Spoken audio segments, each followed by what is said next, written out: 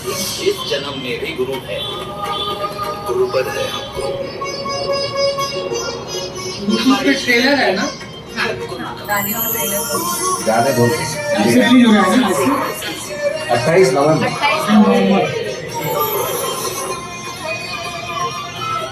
28 सभी संत महात्मा है इसमें, रामकृष्ण परमहंस। वाराणसी में महाअवतार बाबा जी के कार्य की महिमा बताने वाली फिल्म फकीरियत अध्यात्म गुरु भक्ति क्रिया योग और श्रद्धा की अनुभूति कराने वाली गुरुमाई माँ रुद्रात्मिका के आध्यात्मिक जीवन प्रवास पर आधारित है। फिल्म फकीरियत 28 नवंबर को सिनेमाघरों में रिलीज होनी है। इससे पहले मैदागिन गोलघर स्थित पराडकर स्मृति भवन में एक पत्रकार वार्ता का आयोजन किया गया है। इस पत्रकार वार्ता को फिल्म के प्रोड्यूसर श्री गुरुमाई माँ रुद्रात्मिका डॉक्टर अनुजा जानवलेकर संबोधित किया। उन्होंने कहा कि ये फिल्म हमें क्रिया योग से परिचित कराएगी, जिसको करके हम रोगों पर विजय पा सकते हैं और अपना हर कार्य कर सकते हैं। इस फिल्म के बारे में बताते हुए गुरु माँ ने कहा कि ये फिल्म किसी भी तरह के आडंबर से हटकर समाज के उन पहलुओं को लेकर बनाई गई है जिसकी जानकारी कम लोगों को ही है।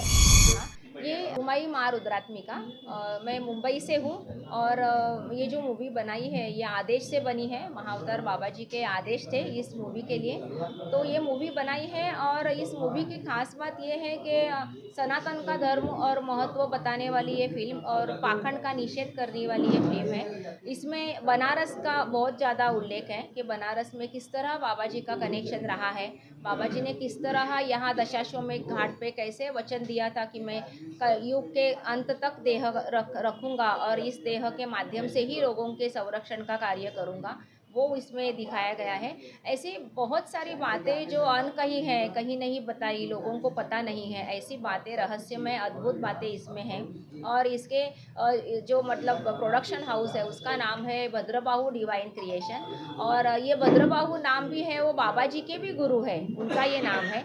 और ये ऐसे महात्मा है, ऐसे संत पुरुष है कि जो विश्व गुरु कहलाए जाते हैं, तो सारे महात्माओं के भी एक गुरु है। तो ऐसे बाबा भद्रबाहु, उनका नाम इसे दिया गया है। बाबा भद्रबाहु भी दिखाए गए हैं इस फिल्म में कि किस तरह से वो मिलते हैं, किस तरह से उनसे बातें होती है, वो भी है। इस फिल्म के जो डायरेक्टर रहे हैं वो संतोष मांजरेकर हैं। और जो एक्टर है जिसने मेरा एक्ट्रेस है जिसने मेरा किरदार निभाया है वो है दीपा परब, मतलब दीपा चौधरी। और सच में बहुत ही खूब उसने काम किया है। बाकी उसके साथ विनीत शर्मा रहे हैं, उदय टिकेकर रहे हैं, संतोष जुवेकर रहे हैं। मतलब जो मराठी फिल्म के नामचीन जो एक्टर्स एक्ट्रेसेस रहे हैं वो सारे इसमें हैं। जो डायरेक्टर है वो भी बहुत अनुभवी रहे हैं। जो सिनेमेटोग्राफर है वो खुद अजित रेड्डी है कि जो उन्होंने बहुत बड़ी बड़ी फिल्में बनाई है। और इसका काम भी बहुत बड़े स्टूडियो में, मतलब जिसमें बहुत बड़े बड़े मूवियों का काम होता है, ऐसे फेमस स्टूडियो में इसका काम भी हुआ है। इसका शूटिंग बेसिकली कोल्हापुर में हुआ था, फिर उत्तराखंड में हुआ था।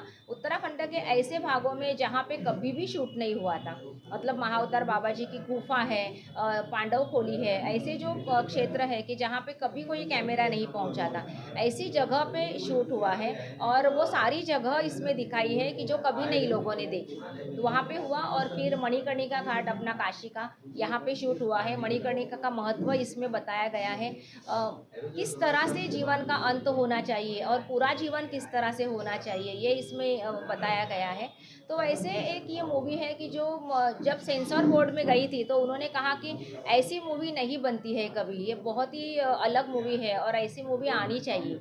और उन्होंने बहुत ही खुश हुए थे सब, सर्टिफिकेट भी बहुत खुश होके दिया था। और उन्होंने इसके डायलॉग्स के लिए बहुत पूछा कि डायलॉग्स इसमें किसने लिखे हैं। तो मैंने कहा कि ये रियल डायलॉग्स है कि जैसे जो मेरे संवाद हुए थे उनके साथ, वही संवाद है कि जो मैं मेरे गुरु के साथ जैसे मैंने बातें की है वही इसमें है। तो ऐसे एक सत्य घटना पे आधारित ये मूवी है और इसकी सारी घटनाएं सच हैं। और किस तरह से संघर्ष करना पड़ता है जब हम ईश्वर का मार्ग लेते हैं, तो कैसे पीछे शैतान पड़ते हैं और किस तरह से विरोध संघर्ष का सामना करना पड़ता है एक शिष्य को, वो इसमें बताया गया है। और सच में बहुत कुछ रास्ता दिखाने वाली ऐसी ये मूवी है, हर किसी को ये देखनी चाहिए। और देखने के बाद पता चलेगा कि क्रिया योग जैसा योग जो है, जो बहुत कम समय में 2-2.5 मिनट हम देके अगर हम पूरे बीमारी से मुक्त होते हैं, हमारे जीवन में सुख शांति समृद्धि आती है, हमारा जीवन लंबा हो जाता है, हमारी सारी बीमारियां दूर हो जाती है, हमारे सारे कंसेप्ट चेंज हो जाते हैं। तो ऐसे क्रिया योग को हमें अपनाना चाहिए। तो ऐसे योग का महत्व बताने वाली, धर्म का महत्व बताने वाली और अध्यात्म का महत्व बताने वाली ऐसी ये मूवी है, और पूरी तरह पाखंड का निषेध करने वाली है, जो काशी के लिए भी है। और मतलब काशी का तो बहुत ज़्यादा अनुदान रहा है इस मूवी के लिए, इसलिए मैं यहाँ पे आई कि मैं इसका यहाँ पे प्रमोशन करूँ। और बाकी मुंबई में तो इसका प्रमोशन हो ही रहा है, आपके सारे पेपर्स में इसकी न्यूज़ पहले से आती रही है, लेकिन मैं खुद आई क्योंकि मुझे खुद ये सब सारी बातें बतानी थी।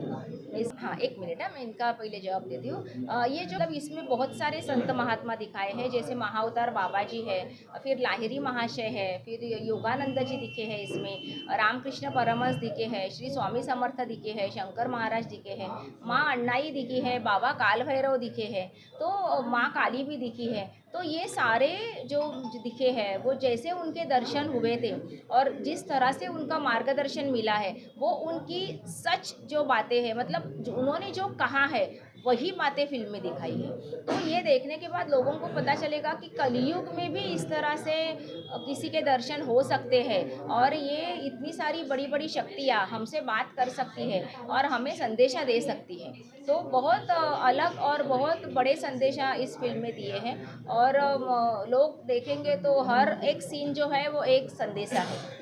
ऐसे नाम फकीरियत क्यों रखी गई, तो उर्दू शब्द से आता है? नहीं, ये जो फकीरियत नाम है, ये मतलब हम यही गलती करते हैं कि हमेशा हम भाषा और पोशाक से धर्म को बनाते हैं।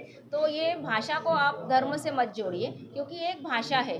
और भाषा भी किस लिए कि जैसे कि फकीरियत जो शब्द है, फ़कीर मतलब जिसको किसी चीज़ में आसक्ति नहीं है, जिसके पास बहुत सारा ज्ञान है, बहुत सारी शक्तियाँ हैं, लेकिन फिर भी वो अनासक्त है। तो ऐसे अनासक्त महात्माओं की जो वृत्ति है उसे फ़कीरियत कहते हैं। तो इसलिए फ़कीरियत नाम है, और ये भी आदेश से आया हुआ है। और